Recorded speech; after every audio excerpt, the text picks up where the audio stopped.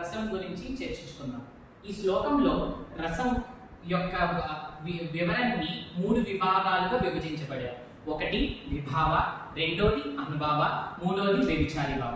విభావకు వచ్చేసరికి రసం అనేది ఎలా పుట్టింది అనేది మనకి దీంట్లో క్లారిటీగా అయితే తెలుస్తుంది.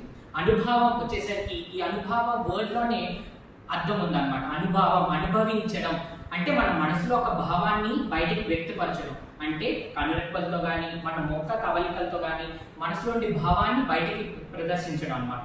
వ్యభిచారం భావంకి వచ్చేసరికి రసాన్ని ఇంకా క్లారిటీగా దాన్ని పోషిస్తుంది. నాటకం, సాహిత్యం వీటిల్లో భావాలకు ఒక ప్రత్యేక స్థానం ఉంది. మనిషి చేసే ప్రతి పని వెనుక ఒక భావం, ఒక అనుభూతి దాగి ఉంది. ఈ భావాన్ని రసం అంటారు.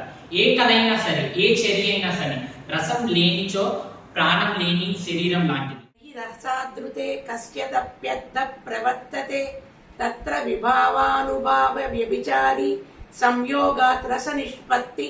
సో ఇప్పటి నుండి అయితే నాట్యానికి సంబంధించిన శ్లోకాలు అనేవి మీకు ఫ్రీక్వెంట్ గా అయితే వస్తూ ఉంటాయి. మేమైతే మీ ముందుకి తేవడానికి ప్రయత్నిస్తాం. సో ఫాలో చేయండి ఛానల్. Thank you.